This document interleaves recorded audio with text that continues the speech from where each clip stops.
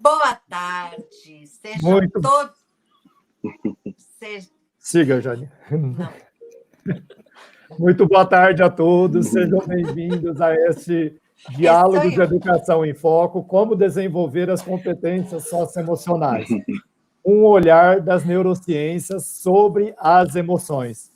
Com a professora Jane Haddad, a professora Regina Chudo e um convidado muito especial, que é o neurocientista e professor Jailson Pinheiro.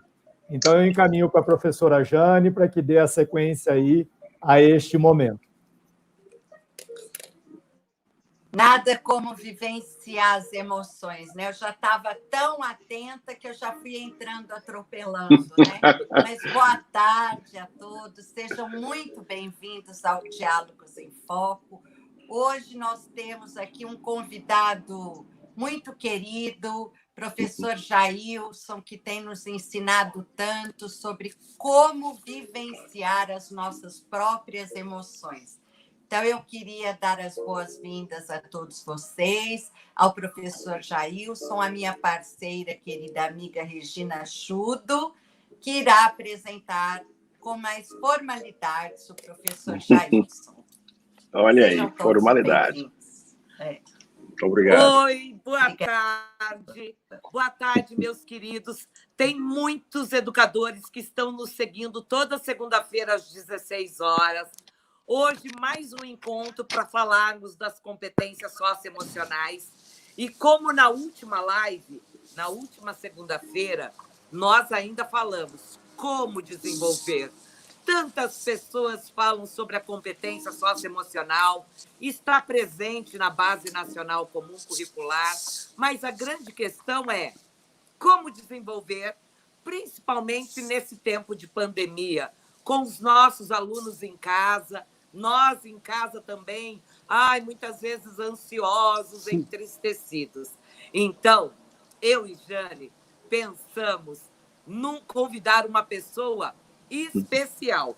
Aliás, Vitória da Conquista é onde o meu amigo Jailson navega lá. Meu abraço para aquele pessoal de Vitória da Conquista.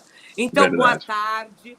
Boa tarde ao Paulo Ferraz, da Ferraz Eventos, que proporciona esse momento do diálogo de toda segunda-feira. A minha amiga de todas as horas, Jane Haddad, que é terapeuta. E o Jailson, que é neurocientista, educador de mão cheia e é baiano, gente. Então, hoje eu falo de Curitiba com frio. Nossa, aqui então. 13 graus aqui, Jailson. É para você e Paulo. Jane de Belo Horizonte, Jailson de Salvador. E eu vou fazer uma breve introdução para começar a jogar questões para o nosso convidado de honra. Eu conheço o Jailson há muitos anos. E ele trabalha, ele é do Instituto Acrópole. Vocês têm que conhecer o capricho do instituto dele. E ele cuida de programas de formação para professores no Brasil inteiro. E ele também tem cursos de imersão na área da emoção e dos sentimentos. Perfeito. Mas, para a nossa webinar de hoje, começo com a seguinte reflexão. Enquanto navegamos pela nossa vida, nós temos poucas maneiras de saber que rumo tomar frente às adversidades, não só da pandemia, adversidades dessa contemporaneidade que nos assombram muitas vezes. A ansiedade, o estresse do trabalho, o estresse familiar e emocional, que depois Jailson vai falar até dos gatilhos emocionais. Nós não somos como navegadores aí, ou pilotos de avião, como eu comentei hoje com a Jane, pilotos de avião que temos uma torre de controle. Se tiver um avião na nossa direção, a torre de controle avisa. Nós, seres humanos, não temos essa torre se não desenvolvermos a nossa competência socioemocional. Mas nós temos, nós, humanos, somos revestidos de emoções e sentimentos, e que hoje Jailson vai nos falar de um sistema neuroquímico que evoluiu para nos ajudar a fazer essa navegação. Essa navegação de uma complexidade na nossa vida. Então, meu amigo Jailson, como fazer as nossas escolhas para lidar com as nossas emoções e sentimentos? Como é possível controlar, autorregular ou gerenciar as emoções? Então, chega para cá, que agora você vai dialogar. E ao final dessa live, a gente tem até um presentinho do Jailson para vocês. Aguarde aí. Olha, promessa quente agora. Então, muito boa tarde a todos vocês. Em especial aqui a quem me convidou, a nossa amiga Regina, a Jane, o Paulo, são parceiros nessa jornada nossa rumo a uma excelência na educação. Muito feliz por estar aqui com vocês, compartilhando com todos os nossos amigos, colegas de profissão, com pais, né? Divulgamos esse encontro de hoje para muitos pais de alunos que precisam escutar isso aqui. Então, vamos lá. Tenho, como a Regina falou, tenho minha sede em Salvador, mas nós vivemos no mundo, não é? A Jane e a Regina sabem o que é isso, vivemos pelo mundo. E, enquanto professor e também neurocientista, eu tenho uma linha de pesquisa que são as emoções e o comportamento humano. Então, eu investigo e pesquiso isso. E a provocação da Jane e da Regina foi trazer esse conteúdo de uma forma muito tranquila para que pudéssemos transcorrer aqui o nosso bate-papo hoje. Bom, a pergunta da Regina é interessantíssima, e para isso eu necessito fazer uma introdução, que vai fundamentar o nosso diálogo aqui hoje, tá? Sim. Então, olha só, o que a ciência tinha como conceito sobre as emoções era algo meio equivocado do que nós temos hoje, tá? Por décadas, por séculos, a ciência fomentou que nós, seres humanos, somos uma espécie estritamente racional. Todos nós aprendemos isso, ou não foi? Quem passou lá pelo Fundamental 1, não é? O ser humano é uma espécie racional e as outras espécies irracionais, né? Então, esse conceito perdurou por séculos. E o que a neurociência vem trazer? Uma luz para nós, através de pesquisa, vem provar exatamente algo extraordinário, que foi a grande descoberta para mim das neurociências até hoje, foi provar cientificamente que a espécie humana não é racional, mas é emocional. Olha que descoberta fantástica. O que significa, então, ser uma espécie emocional? Significa que são as emoções que movem a espécie humana, e não a racionalidade como nós pensávamos. O que significa dizer também que a racionalidade, ela existe, sim, mas ela é uma possibilidade da nossa espécie. Na prática nós somos conduzidos pelas nossas emoções e, quando necessário, temos a capacidade de racionalizar. Então, o que a Regina pergunta é o seguinte: mas aí isso é possível, então, sendo um ser de uma espécie emocional, controlar as emoções? Pois é, eu espero que eu possa ajudá-los a derrubar esse estigma ou paradigma do que se vende por aí. Inclusive cursos, né? Vem aprender a controlar as emoções, controle suas emoções. Isso é um equívoco enorme do ponto de vista científico. Por quê? Porque as emoções são programas neurobiológicos. E como é que eles nasceram na nossa espécie? Eles nasceram a partir da evolução do nosso próprio sistema nervoso. Um sistema que evoluiu bilhões de anos para ser o que é hoje. E nesse meio da evolução, ele percebeu que precisava de mecanismo para trazer respostas imediatas. Eu sempre dou um exemplo aos meus alunos, bem prático para vocês entenderem o que eu estou dizendo. Imagina você retornar 150 mil anos na história e vamos diretamente para a savana africana, onde lá estávamos, né? Então, vivíamos num ambiente que em tudo queria devorar a nós. Há um fato que nós não divulgamos, nós, quando falamos de ciência, porque eu creio que vai chocar muitas pessoas, mas aqui estamos para aprender. Chegou um ponto da evolução da espécie humana que fomos tão devorados, vamos assim dizer, que chegamos à quase extinção. Isso é um dado científico, né? Ou seja, nós éramos, gente, do ponto de vista animal, uma espécie insignificante. Por quê? Vivíamos em um ambiente muito hostil, em que tudo queria nos devorar, né? Desde os gigantes aos insetos mais venenosos. Então, a espécie humana, ela teve que se adaptar a esse processo de sobrevivência. E por que estou dizendo isso? Porque as emoções nascem exatamente dessa fundamentação. Imaginem só, volta de novo a 150 mil anos. Volta à savana africana, em que tudo queria devorar a nossa espécie. Como um ser humano irá sobreviver a isso?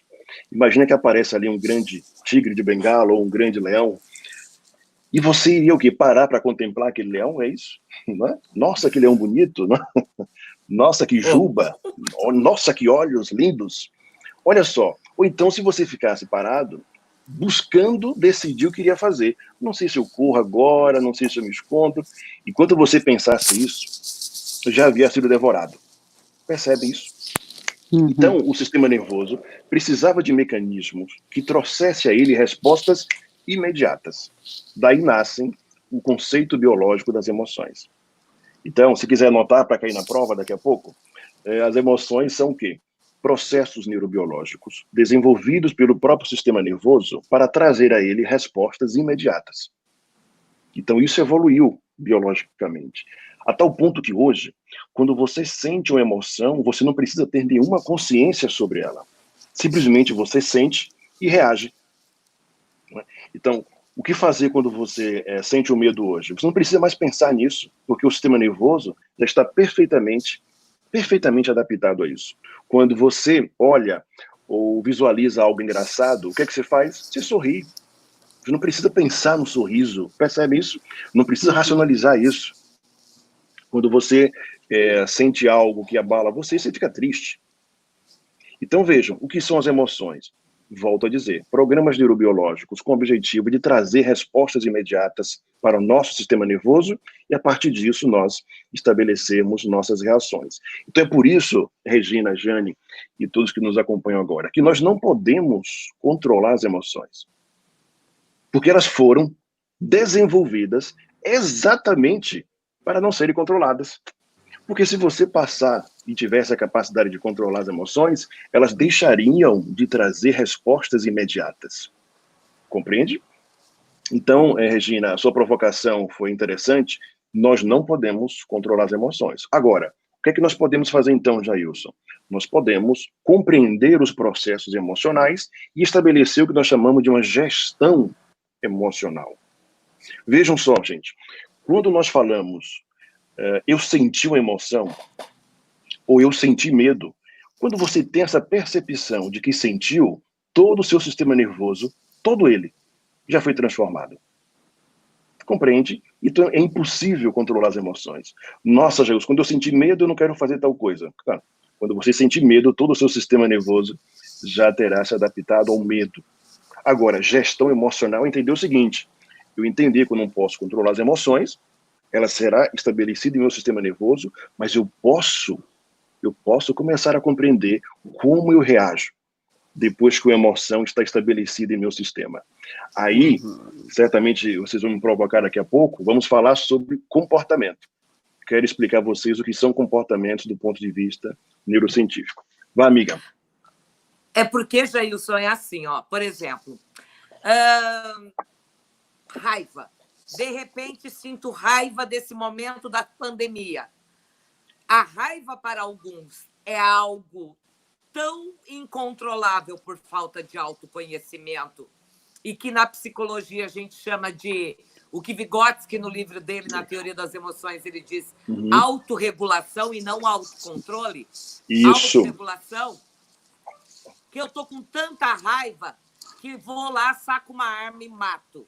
Como ontem nós vimos num programa de televisão, um cara que usa a arma, pega e mata o outro sem que ele pare para dialogar diante de um problema, refletir. Então, e agora? Diante de uma raiva, qual é o nosso comportamento? Bom, aí você traz... Por que alguns autorregulam e gestam melhor suas emoções, né? Diante da raiva, da insatisfação, da insegurança, e outros não? Por que uns têm resiliência e outros não? Perfeito. Excelente resposta. E você traz até uma questão polêmica, né? Que você coloca esse exemplo terrível aí sobre a matéria de ontem, e sobre a liberação de armas, né? Então, se você perguntar para mim se eu sou a favor, obviamente, eu sou contra, porque ao entender que a espécie ela não é racional, então ela não pensa usar uma arma, né? Ela simplesmente age. Então, por isso que enfim. Mas vamos entrar aqui em polêmica, não. Deixa isso para outro momento. Veja, a tua pergunta é interessante. Não é a própria emoção que nos faz sentir ou agir de uma forma específica, mas é a história por trás da emoção de um indivíduo. Então, olha que coisa interessante. Nesse mecanismo biológico que eu falei, que as emoções se tornaram, ela então se torna um mecanismo também de quê? Sobrevivência para a espécie, compreende? Se ela traz resposta imediata para mim, é porque ela está dizendo que eu preciso ou me defender, ou me proteger de alguma coisa. Então, dentro do processo biológico, o que é que as emoções começam a trazer para nós? O que eu chamo, na minha pesquisa, de programas emocionais. O que são programas emocionais? A partir do momento que um sistema nervoso começa a receber informações, e aqui talvez uma informação que valha para esse momento educacional, as neurociências quebraram outro paradigma, que é a visão que nós tínhamos antes é que uma criança aprendia ou começava a aprender depois que nascia, né? E agora compreendemos que não. A criança começa a aprender no ventre da mamãe, não é? A partir da fecundação, a história que o DNA paterno e materno carrega já é uma aprendizagem, minha gente. Já é história. E ainda no ventre da mãe, esse feto vai gestacionar ali e aprender a partir daquilo que a mãe e o ambiente traga para ela. Então, o que é programa emocional? O que é importante saber nessa conversa? Toda vez que algo acontece e impacta emocionalmente o sistema nervoso, é como se ele começasse a acender uma luz amarela, sabe? Vamos pegar um exemplo aqui bem prático, bem prático. Imagina que um feto não teve muita sorte e foi gerado numa família completamente equivocada, ok? Então esse feto aprende lá ainda no ventre da mamãe o que é não ser amado, o que é não ser desejado, o que é não ter carinho. Vejam só, e ele está aprendendo isso de forma emocional, lá dentro. O que significa que esse feto começa a receber no seu sistema nervoso impactos emocionais. Mas vamos supor aqui algo que é muito prático que eu recebo nos meus consultórios, tá? Um feto que foi rejeitado. E a rejeição não é só a tentativa de aborto, não, tá? A rejeição é simplesmente quando a mulher tem medo da gestação, se sente insegura. O feto lê isso como rejeição, emocionalmente, né? Então vamos supor, então, que um feto começou a aprender o que é rejeição lá dentro da mamãe.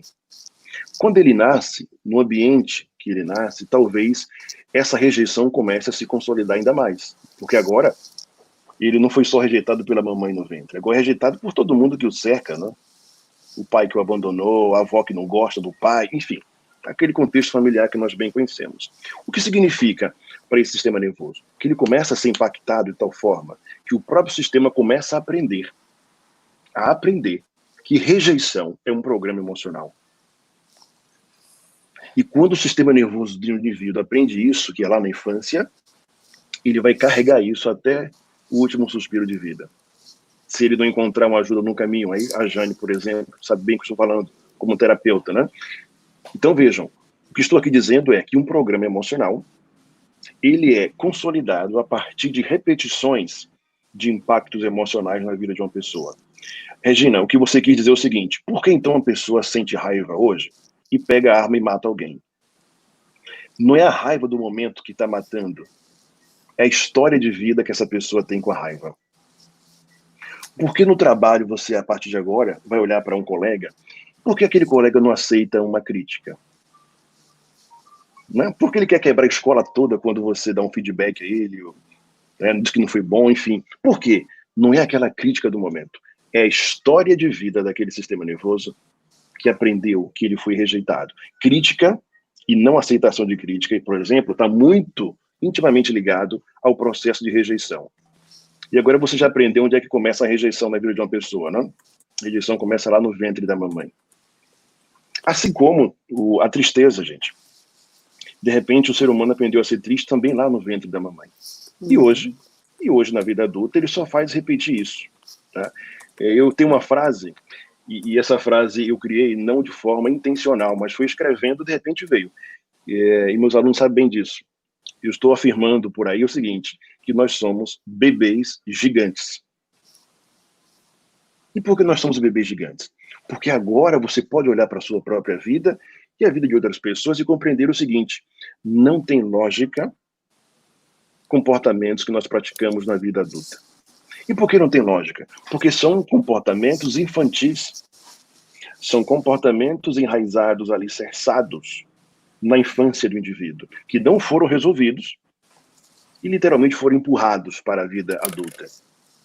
Então hoje, quando um adulto se irrita porque recebe uma crítica, certamente essa raiz está lá na sua infância. Quando o adulto hoje recebe um não e fica triste, está enraizado também na vida adulta. Quando a Regina colocou o exemplo triste de ontem, uma pessoa pegou uma arma e matou a outra, o que impulsionou essa pessoa é o acúmulo de tudo que ela carrega ao longo da vida. Entende, Regina? Uhum. Então, por isso que algumas pessoas elas se comportam diferente diante a mesma emoção. Então, o problema não é emoção. Né?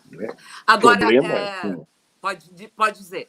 Não, só porque o problema é o que essa emoção carrega de história na vida dessa pessoa, né? Compreende isso? Isso. Jailson, eu e a Jane, na live da segunda-feira passada, falamos, e talvez a Jane pudesse falar agora, amiguinha. Nós citamos o documentário A Ira de um Anjo, de uma criança que sofreu desde ao nascer, e ela tem instintos de querer assassinar o irmãozinho com 6 anos de idade. Sim. Falamos do livro da Maribel, Por que Crianças Matam, né? Perfeito. Jane, fala, porque a Jane está muito quietinha. Jane. Não está acostumada, né? Não, Jane, minha amiga, fala um pouco disso, até porque amarrando com o que o Jailson disse, né? Porque nós somos esses seres emocionais desde o ventre. E eu e a Jane, aliás, demos uma aula hoje sobre aprendizagem que começava a falar da constituição do ser humano desde quando ele começa a aprender. Vai lá, Jane.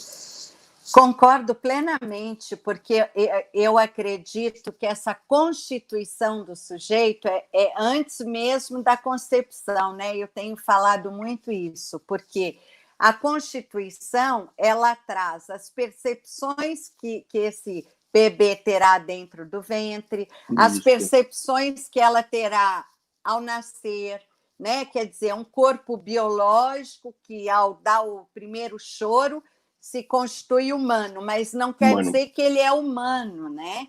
O que vai dar a humanização para ele é essa relação com o outro.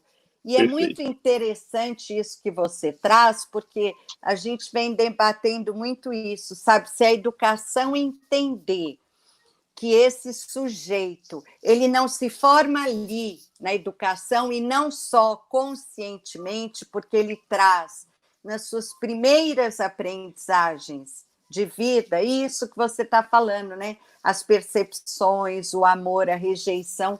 E sabe o que eu fico pensando, Jailson, que você está trazendo, que é muito importante? É entender isso na relação professor e aluno.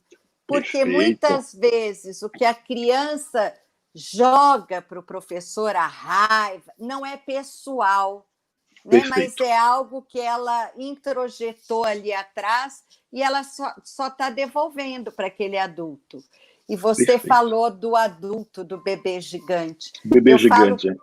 Que quando a gente recebe um sujeito no consultório, ele não tem a idade cronológica. Perfeito. Ele tem a idade em que ele se fixou ali com suas mazelas humanas, né? Não sei se você concorda com isso. Sim. O sistema nervoso é atemporal. Então, no consultório, nós não lidamos com a idade cronológica, lidamos com a idade emocional. Então, eu digo, você pode ser um adulto hoje, com 60, 70, 80 anos, mas ter paralisado na sua infância. Exato. Então, a dor que você carrega é uma dor lá, quando você tinha 3, 4. anos, entende? E só, Regina, para contribuir aqui com a Jane, que foi no ponto, se o professor, e essa é a minha missão, buscar divulgar isso, né? Quando o professor compreender que ele está lidando numa sala de aula com vidas que começaram a aprender desde o momento da fecundação, ele vai começar a ter uma visão muito mais ampla daquilo que chamam de emoções, ou seja, daqui a pouco eu vou falar sobre comportamento, né?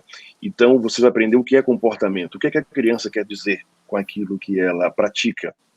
E você vai compreender que está enraizado exatamente em tudo aquilo que ela aprendeu ao longo da vida e não necessariamente está relacionado à sala de aula, não. Percebe? Muito bem.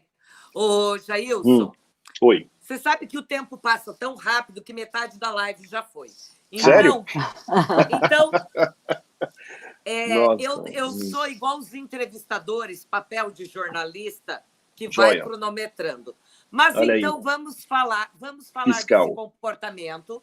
Vamos. Mas junto com o comportamento, você citou um programa emocional que Perfeito. Eu e a Jane chamamos de autorregulação e esse inventário emocional que a gente fala, que é o nosso programa, até para como gerenciar tudo isso.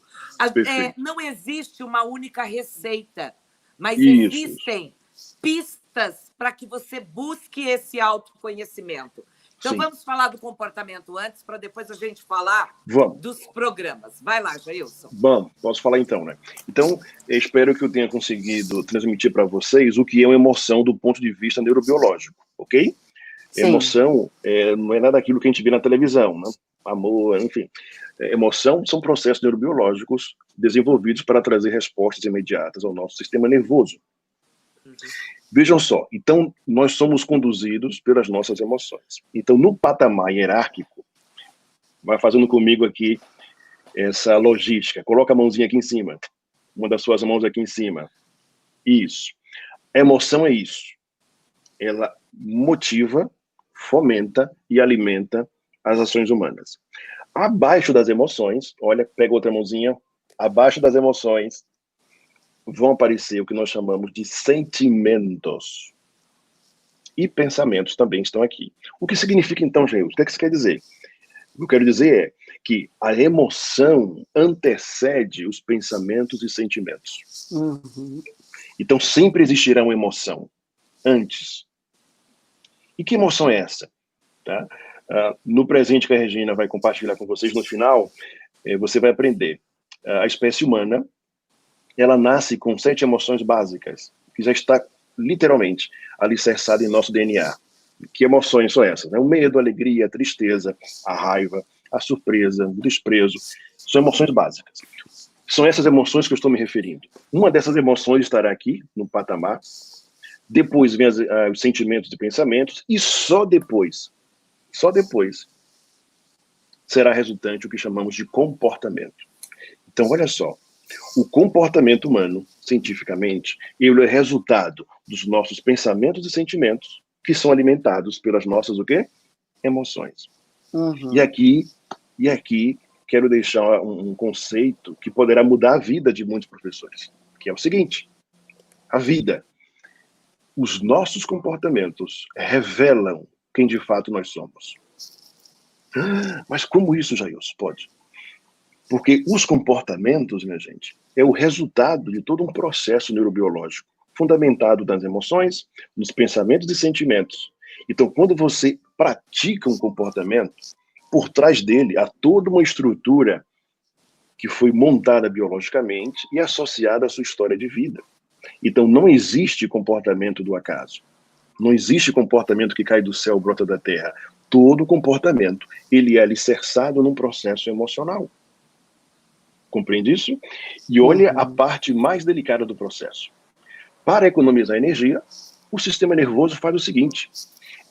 Olha a infância de novo, como cerne da vida do adulto.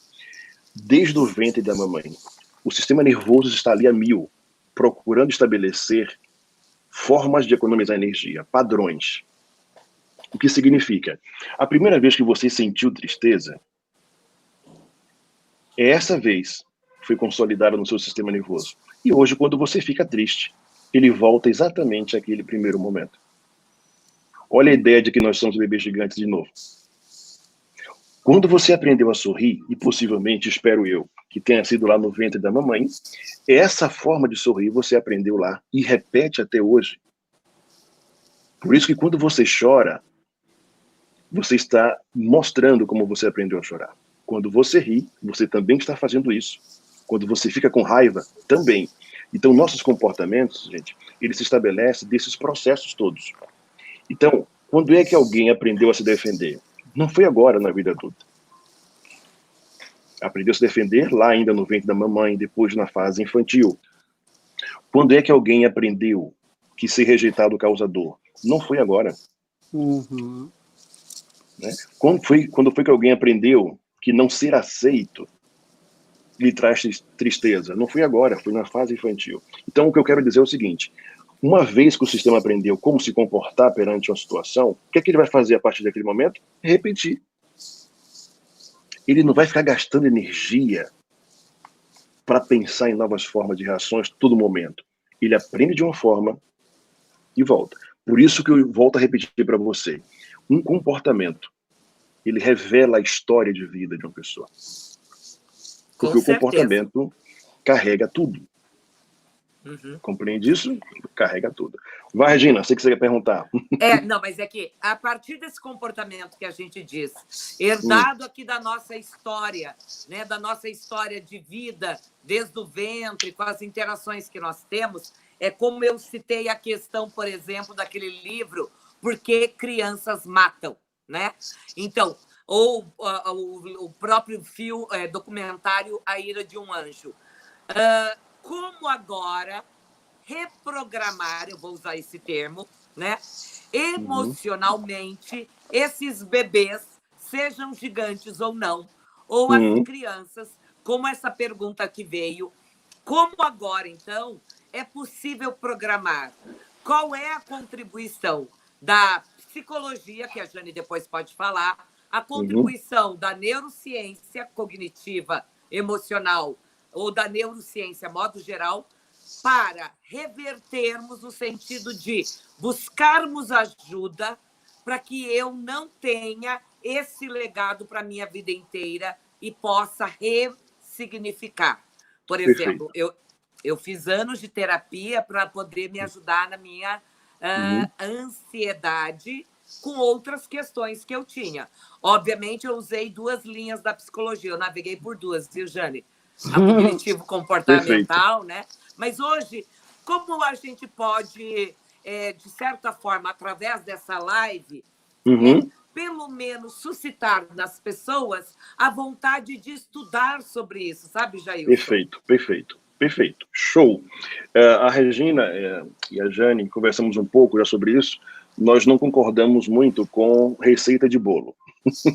Não é? Para aplicar em ser humano. Isso é completamente equivocado. Poderia ser muito romântico vocês escutarem de mim, faça tal coisa. Mas, do ponto de vista científico, isso para mim não funciona. O que é que funciona? O que funciona é você começar a aprender a partir de agora o seguinte: por trás de todo um comportamento existe um processo emocional.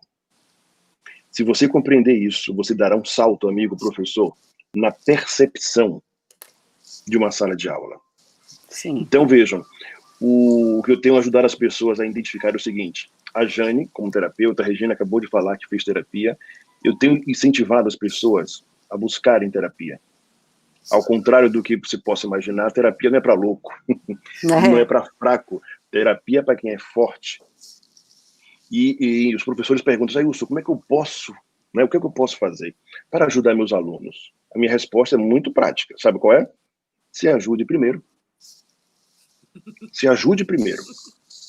Muito prático para mim hoje, do ponto de vista neurocientífico, questionar quem quer ajudar sem ter ajuda primeiro. Então, se você não entende que você também possui processos emocionais que precisam ser ressignificados, reeducados, como é que você vai ajudar alguém? Como é que você vai perceber uma ferida em um aluno se você carrega uma maior, talvez? Compreende? Ou talvez você esteja colocando a sua ferida dentro da sala de aula. E aí? Então não há receita de bolo. Tá? Há autoconhecimento. Agora, como a Regina pergunta, o que a gente pode fazer para deixar aqui algo prático? Algo prático é, você, amigo professor, pode, através da percepção, começar a entender o que eu estou lhe ensinando aqui agora. Que emoção está por trás do comportamento do seu aluno? Se você começar a olhar o seu aluno dessa forma, eu te garanto que você vai elevar o seu patamar de percepção. Talvez você olhasse o comportamento como algo momentâneo ou instantâneo. Agora você está aprendendo que o comportamento ele é revelador. Então, aquele aluno que te irrita, aquele aluno que nós chamamos de mal educado, né? A pergunta é, já observou, já buscou identificar que emoção está por trás daquilo? Porque se você encontra essa linha de pensamento, você poderá ajudá-lo. Se você encontra que a raiva que está por trás daquele comportamento, você poderá ajudá-lo fazendo praticar outra emoção. Uhum. Compreende? Mas se você não compreende isso, você não vai poder ajudá-lo de forma efetiva. É interessante quando você fala isso, eu fico me lembrando, uma vez a gente conversando, que é assim, quando falar para a criança que ela foi adotada? Eu tenho uma questão que é assim, não adianta falar ou não falar, porque todos nós somos filhos adotivos, a não ser que sejamos acolhidos psiquicamente por quem está com a gente, né? Que é o caso desse documentário que a Regina traz, do Anjo, né? Quer dizer, o que aquela menina reproduz? O que ela recebeu. Exatamente. Então, é importante pensar isso. Tem filhos biológicos que, a princípio, não foram rejeitados, que têm tudo tal, mas não foram acolhidos psiquicamente. Então, eles trazem, sim, a rejeição, né? Perfeito, Jane. Agora, Jailson, manda. Tem uma pergunta aqui, Jailson e Jane.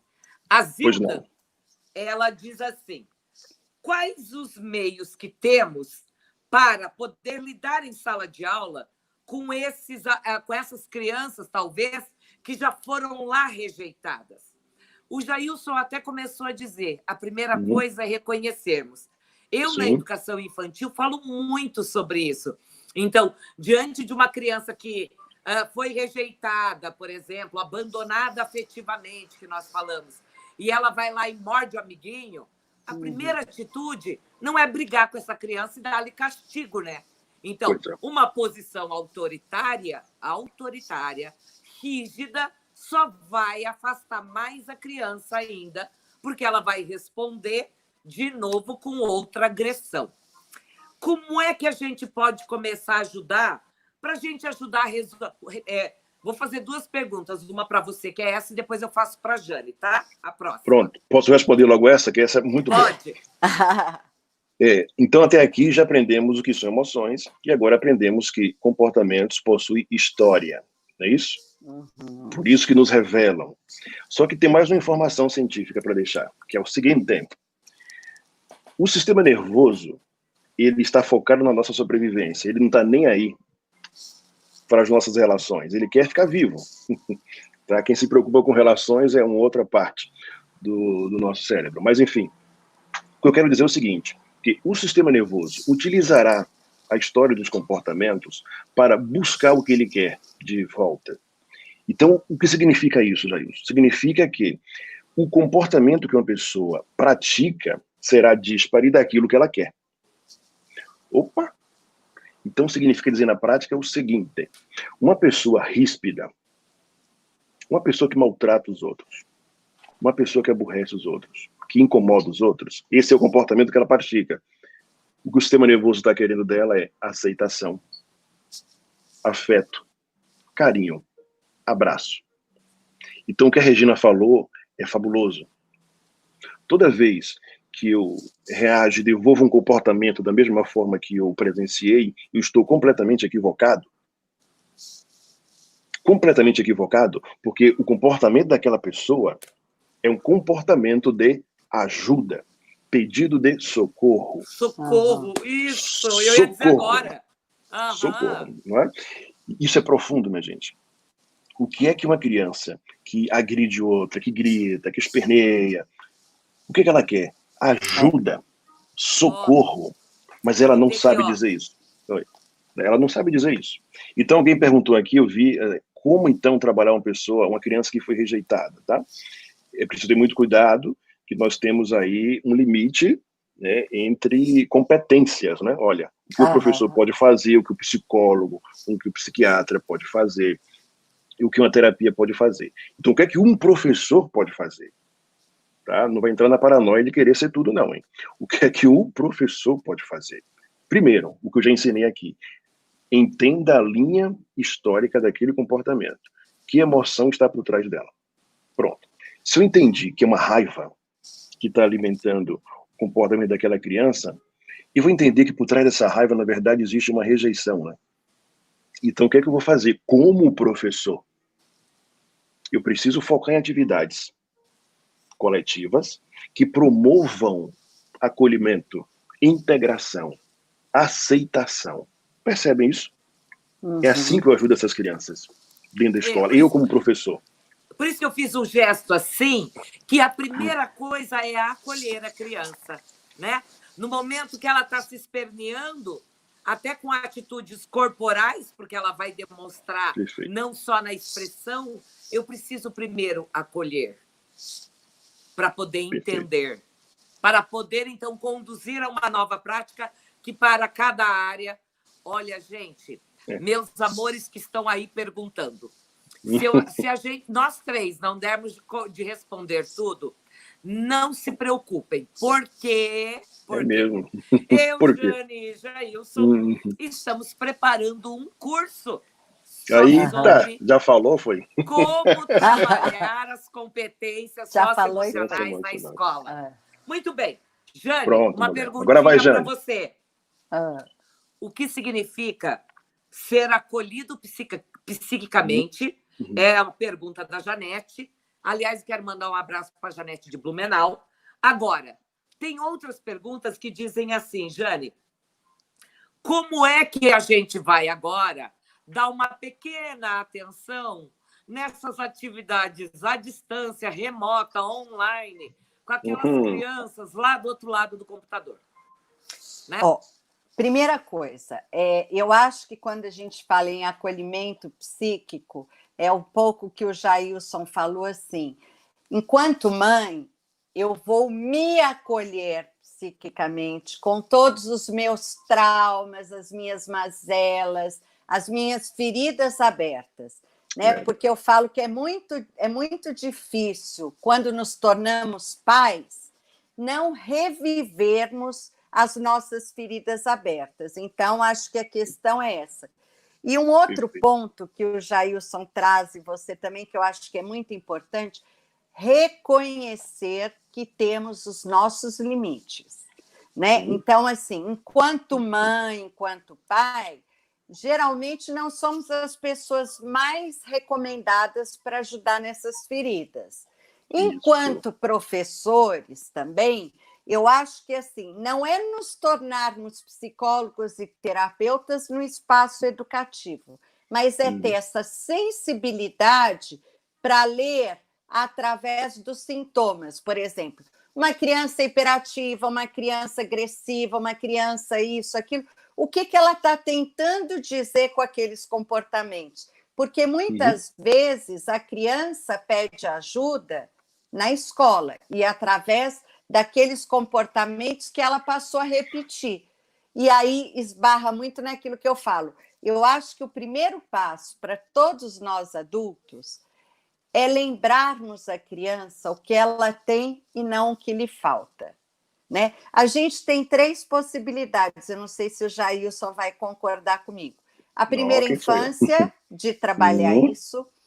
A adolescência, que é uma revivência dessas feridas abertas. E uma última esperança, que é no consultório terapêutico, para ver o que é meu, o que é do meu pai, o que é da minha mãe e o que eu não quero continuar carregando. Então, agora, Jane, isso é perfeito, porque eu trabalho com educação infantil. E a teoria das emoções lá do Vygotsky, ele diz que se desde os 2 anos de idade, neuronalmente, eu poder ativar nesse cérebro outras, por exemplo, numa escola, através da brincadeira, mais afeto, mais atenção, na interação com a criança, eu já vou, de certa forma, contribuindo para que essa sobrecarga lá adquirida em casa, às vezes, vá minimizando. Então, eu tenho formas. Agora, se ele estiver numa escola hostil, tradicional, eu vou acentuar, quando, na medida, a escola já pode impactar.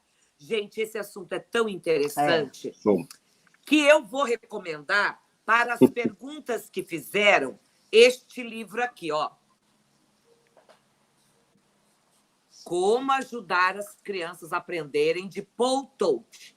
Paul Todt é um jornalista que ele reuniu pesquisas científicas mostrando como as escolas conseguiram ajudar a criança a aprender a lidar com as emoções e melhorar no desempenho escolar. De feitos já realizados, tá?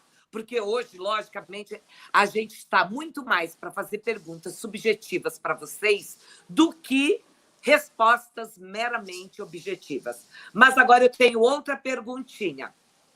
Tem uma pergunta aqui que eu vou fazer para um outro momento.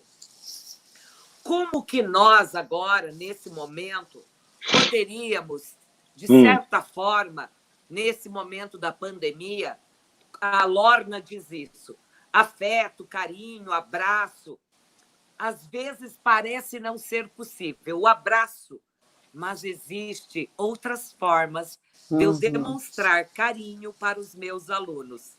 Então, perfeito. Jailson e Jane, Jailson primeiro lá, o que você me diria de como ajudar as crianças e os professores a conduzirem a vida de forma um pouco mais leve nesse momento da pandemia? Perfeito. Bom, ressaltando, então, para responder a sua pergunta, é o seguinte: quando as neurociências falam de comportamento, as palavras estão inclusas nisso, tá? Então, quando você fala assim, mas eu não posso abraçar. Sim, mas falar é um comportamento. Escrever é um comportamento. Isso é tão interessante de observar que é por isso que, através de uma mensagem de WhatsApp, hoje eu percebo o pedido de socorro de uma pessoa. E os grupos estão aí para isso. Aquelas discussões de grupo de WhatsApp, para mim, são objeto de pesquisa. Porque são as pessoas pedindo socorro e ninguém percebe, né, gente?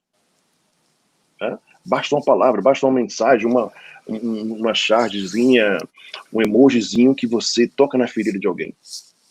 Tá? Bom, Regina, o que eu tenho dito? Inclusive vai estar em nosso curso, que você já divulgou, mas vou deixar aqui com uma dica inicial para as pessoas, os professores, que podem fazer agora nesse momento, e se Deus quiser, quando voltarmos à nossa ativa presencial, que é o seguinte: eu tenho incentivado os professores a fazer um mapa emocional da sua sala de aula. E como é que você faz isso, Jailson? Você faz isso usando o que eu consegui passar para ti aqui hoje, que é o seguinte: você já teve contato com seu aluno esse ano? Concorda? Sim. Enfim, pode não ter sido um tempo muito grande, mas teve. E aqui para nós, tá?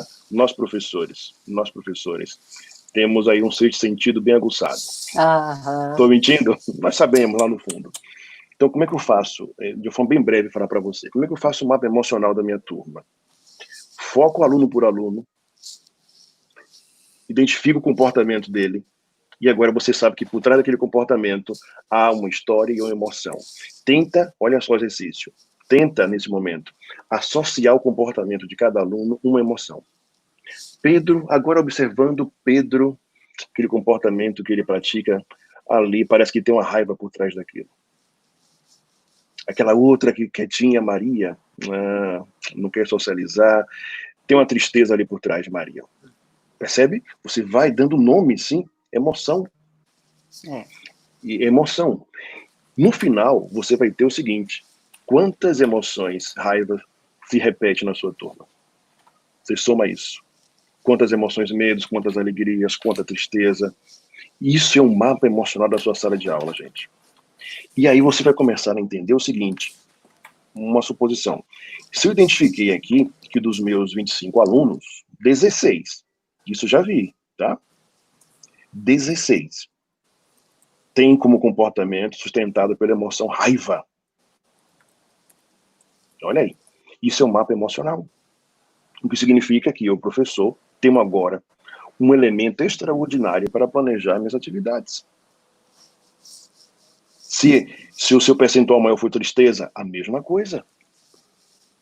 Então você começa a ser assertivo do ponto de vista emocional. Então, o Pro, que falou aí agora, nesse momento não podemos abraçar, mas eu posso utilizar uma poesia, uma música, qualquer coisa que possa... Uma palavra de carinho. Uma palavra que possa acalentar o coração de uma criança que tem a tristeza por trás. Eu posso trazer uma palavra amena para ser o contrário da raiva que uma criança traz. E é assim que nós nos tornamos assertivos do ponto de vista de gerenciar uma sala de aula emocionalmente. Veja, isso não é receita de bolo. Isso é você colher dados e, a partir dos dados, você promove suas ações. Aquele livro, Jailson, que nós comentamos, O Cérebro da Criança. Sim, sim. O livro Cérebro da Criança, inclusive, nos ajuda a ter essa comunicação mais assertiva, não ter uma comunicação violenta, inclusive reconstruindo esse diálogo, né? Ao invés de dizer, não, fica quieto, né? Então, você tem um jeito de se comunicar que não agrida verbalmente e que afague esse aluno, né? Perfeito. Muito bem. Regina, rapidinho. Porque eu vi porque eu vi uma pergunta aqui, que essa pergunta sempre aparece nas minhas formações, quando eu mostro essa ideia, que é o seguinte, mas Jailson, eu tenho, sei lá, 20 turmas. Gente, essa estratégia que eu te passei não é para aumentar o seu trabalho, não. É para tornar ele mais assertivo, mais ágil. Percebe? Claro. Só essa resposta aí. Ô, Jane, tem uma pergunta aqui da Rosiane, ela coloca, na adolescência isso aparece mais forte? Você até já tinha, e Jailson já tinha dito, não há uma etapa agora, né? Porque depende dessa... mas eu queria que você falasse um pouquinho sobre isso nesse pouco tempo que temos. Olha, eu enxergo a adolescência como uma transição, né? O adolescente ele tem que romper, entre aspas, com tudo aquilo que ensinaram para ele, até para ele ver se está valendo, né? Então, o adolescente ele tem que contestar, ele passa por movimentos internos positivos e negativos, é isso que o Jailson falou, porque ele vai reeditar suas feridas lá atrás. Então, por exemplo, hoje a gente está vivendo muito a questão do gênero, né? Homem tem que ser isso, mulher tem que ser aquilo. Aí, de repente, eles se olham, nossa, isso não me cabe. Então, é uma questão que é muito delicada agora. Por si só, a adolescência já é um período de travessia, né? Então, eu acho que é uma coisa que a gente tem que isolar. E lembrar que agora, nesse momento de pandemia, vários ambientes que antes já eram ambientes hostis só aumentaram agora, né? Então, a gente tem que considerar, é o que a gente tem falado todos os nossos cursos, é 1 a 1. Perfeito. Né? Gente, como nós já temos um certo avanço no horário, eu queria mostrar o presentinho, então. Vou pedir para o Paulo colocar na tela o presente que o Jailson vai dar para vocês. Jailson. Olha lá, Jane. Coloca Ctrl L, que fica bem grande. Aperta aí na tecla. Quem é? Paulo ou Regina? Não, sou eu mesmo, querido. Beleza. Aí. Pronto. O que são as emoções? Esse é um e-book que Jailson desenvolveu, porque ele tem várias outras obras. O Paulo vai colocar aí para vocês bacana o link. O Paulo vai disponibilizar, ele já deve ter disponibilizado para quem está lá no canal do YouTube. Sim. O link, você vai só colocar o seu e-mail, o seu WhatsApp, e você já vai baixar o PDF. Boa parte do que o Jailson já vou falou... pôr o meu. já está aí nesse link. Jane, ótimo. Isso. Sim, sim. O que são Que eu as falei também. emoções. Então, ele vai falar, inclusive, o que significa em latim. Ele vai... Olha lá. A pergunta que eu tinha feito. Posso controlar? Não, senhora. Como nascem em nós, né? As Essas emoções. Gente, eu conheço o Jailson há muitos anos. E eu tive o privilégio de viajar com ele. E quando a gente viaja, trabalha, enfim, a gente vai dialogando. E o fato da gente desenvolver esse programa emocional nos faz pensar o quanto é bom conviver com um outro que tem esse cuidado com as emoções, né? É como com a Jane. É como a minha convivência com a Jane, né? Jailson, nessa obra, vai falar dos gatilhos emocionais que eu e a Jane falamos até na live da segunda-feira passada. Então, eu vou deixar, professor, para você ler esse livro, que é super rápido para ler, uma leitura super agradável. Obrigada, Paulo. Podemos tirar. Valeu, Paulo. Valeu, Paulo. Agora, eu quero fazer uma provocação para os dois. Manda. Meus amores que estavam participando lá de Salvador, de Blumenau, de todo o Brasil, lá de Maceió, quem sabe a gente não tenha uma outra segunda-feira, desde que o Jailson aceite o convite, para dialogarmos sobre. Mas hoje eu trago uma provocação. Manda. Isaac Magiese é um poeta que eu gosto muito. E ele nos diz assim: acolha a tristeza. Triste é não escutar a tristeza nesse momento. Existem lições que só ela pode nos ensinar. Triste é escolher ignorar a sabedoria. Triste é falsificar a felicidade. É entristecer a felicidade. Triste é não reconhecer o outono e o inverno das coisas. Por isso, escolha ouvir. Sente nas folhas douradas que estão no chão. Aprenda as lições que estão na voz silenciosas de um momento triste. Ali também há sabedoria. E quando essas lições são aprendidas, a paz, a gratidão. Paz em saber que a vida é repleta de estações. Gratidão por ter aprendido as lições e agora, aos pés, podemos seguir em frente, pois já é primavera. Yes. Jailson, hoje você foi uma primavera em nossas vidas. Oh, que fofo. Agradeço. Porque todos nós vamos passar por esse momento do inverno, da tristeza, da pandemia. Mas pior é não reconhecer essa tristeza que vai nos levar à grandeza da alegria. Exatamente. Triste é tirar os pés do chão e não reconhecer as folhas do outono. Quando eu voltar à escola, eu quero reconhecer a primavera nos meus alunos, o desabrochar dessa vida intensa. Por isso, esse poema é dizer que não é para você ficar triste só, mas é para acolher quando tiver, para poder enxergar a alegria. E aí, Jane, que é minha amiga, é a gratidão que nos faz chegar à primavera. A gratidão, o acolhimento, a palavra de afeto, o amor. Então, meus amores, Isaac Magiese, com esse poema, é a minha forma de agradecer a presença dos dois, né? E aí eu queria destinar agora 2 minutinhos para cada um, para a sua fala de encerramento, e eu vou aqui me despedindo de vocês com muita gratidão. Vai lá, Jane Jailson. Vai, Jane. Vai, Jane. Bom, aí, a nossa dama.